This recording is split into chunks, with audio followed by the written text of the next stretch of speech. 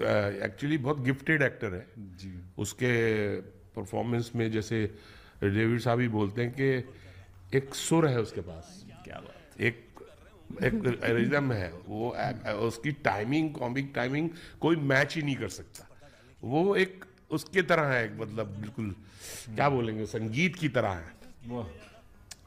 कमाल है वो। हाँ, हम बहुत फैन रहे हैं उनके बारे में। मेरा कुछ ज़्यादा एक्सपीरियंस नहीं है, सुनने में ही आया है। लेकिन जैसे मैं फिल्म कर रहा था गोविंद, यही डेविड जी डूनर सब, और एक और फिल्म की थी, तो बहुत क्लियर था कि आप 11 बजे तक रेडी हो जाइए सेट पे, और चीची साहब 4 बजे। सो मुझे कोई कंफ्यूजन नहीं है, मेरे को लगा क्लैरिटी है, और वही होता था। वो एग्जैक्ट 1 बजे, सवा 1 बजे आते थे, और डेविड साहब रेडी होते थे, हम भी रेडी होते थे, 2 एक सीन किए, 4, सवा 4 बजे चल मिलते। फिर टीवी आया था। शूटिंग इतनी कॉमन नहीं थी, शूटिंग इतनी ऐसी कोई कॉमन चीज नहीं थी। और जो लोग कहानियां देखते थे फिल्मों में, वो बेसिक इनोसेंस ये था कि वो उस पर बिलीव कर लेते थे कि अरे ऐसा हुआ। जैसे मेरा कैरेक्टर था वो टोनी का, तो उसका यही होता कि मैं उसको भगा के ले जाता हूँ अपना मदद को। भाई मुझे मेरे सर जी भाई, बचपन में कभी तुम सीढ़ियों से गिरे थे? नहीं नहीं।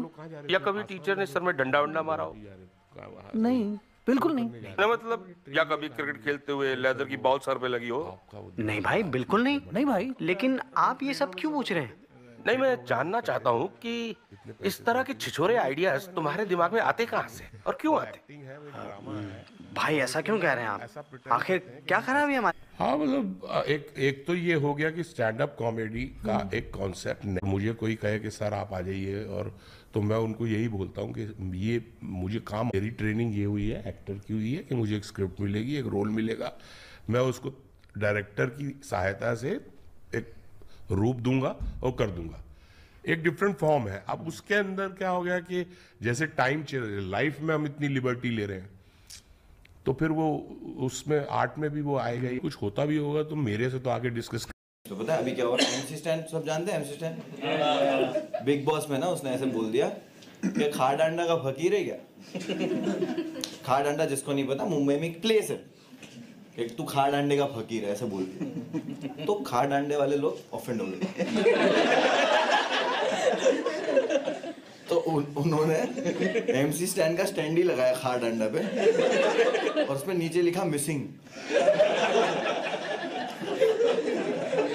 एमसी स्टैंड को ट्रोल कर रही है, और भड़के हुए भी वो लोग कि खाड़ डांडा वालों को ऐसे कैसे बोल दिया, हम लोग क्या अलीबाग से आए क्या?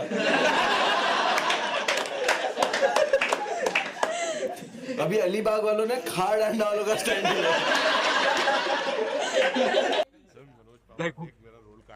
उसने कहा था मैं उसका लाइफ बोट हूँ। क्या? I miss life boat.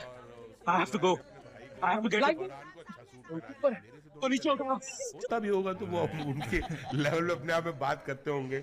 बाकी मेरा जितना एक्सपीरियंस रहा इन लोगों के साथ काम करने का, अनिल कपूर साहब ही सच इंस्पायरिंग पर्सन। आपको यही लगता है कि यार अभी तो वो आदमी 300 फिल्मों में हीरो के बावजूद ही अभी और 36 साल काम करना है, नहीं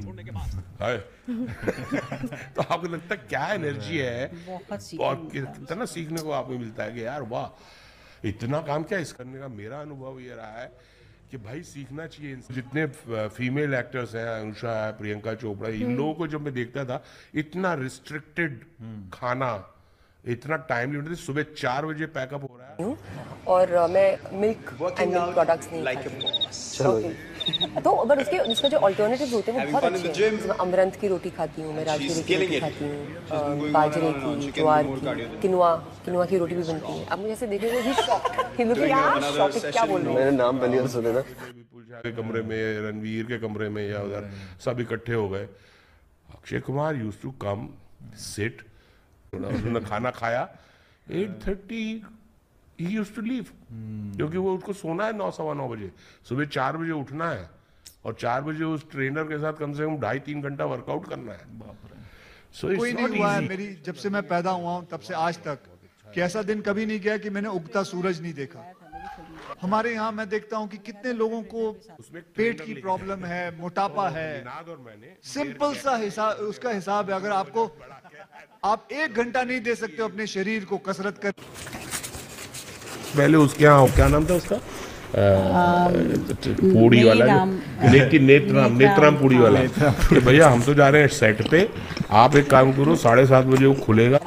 किसको चलने वाला नहीं है, बट वो फंसा देता अगर कोई और होता ना, कि किसके साथ बैठे हुए हैं। जो लड़की फोन पे कह रही है कि अभी अभी आया है बाथरूम से गए, तो मतलब ये कुछ और ही चल रहा है। मैंने कहा भाई हमारे पर नहीं चलेगा, बड़े पुराने वाले हैं। इंटरव्यू में नहीं कहा था ये, हम लोग एक एड फिल्म, नाम भूल गया किस चीज़ का एड था, एड फिल्म में कर रहे थे रणबीर और मैं थे, अभी बातचीत चल रही थी, तो मैं मुल्क की बात चली कि डैड के साथ, तो मैंने कहा मैं 1 महीना था और ऋषि जी के साथ पहले भी किया है मैंने, उनके किस्से बता रहा था कि ऐसे खाना आता था। घोटाला means it's not a scam, घोटाला I think it's a scam, this is not a scam, this is reality and this is good stuff. उसका सेंस ऑफ ह्यूमर बड़ा करारा वाला था, छूटते बोला सर होपफुली आप मेरे बच्चों के साथ भी काम करना। बहुत स्वीट है। लेकिन अभी हमने उनके साथ एक और एड फिल्म की थी, और उसके बाद आलिया के साथ भी हमने एक फिल्म की है, बिकॉज हमें बहुत पसंद है एज एन एक्टर। उनकी जो क्राफ्ट बहुत कमाल है। चाहे उससे पहले तमाशा, रॉकस्टार, ओके, वेकअप सेड, सब फिल्म बहुत ही वो आपको पता नहीं चलेगा कि ये कब तैयार करते हैं, क्या करते हैं, but he is a very very fine actor. Ranbir and Alia both. Alia बहुत ही कमाल के दोनों, वो आलिया भी is such a fine actor and बहुत हार्ड वर्क, पूरा ध्यान से काम करती है, तो बहुत दोनों बहुत कमाल का एक्चुअली पावर कपल वो है द मोस्ट पावरफुल कपल, बहुत ही कमाल का कपल।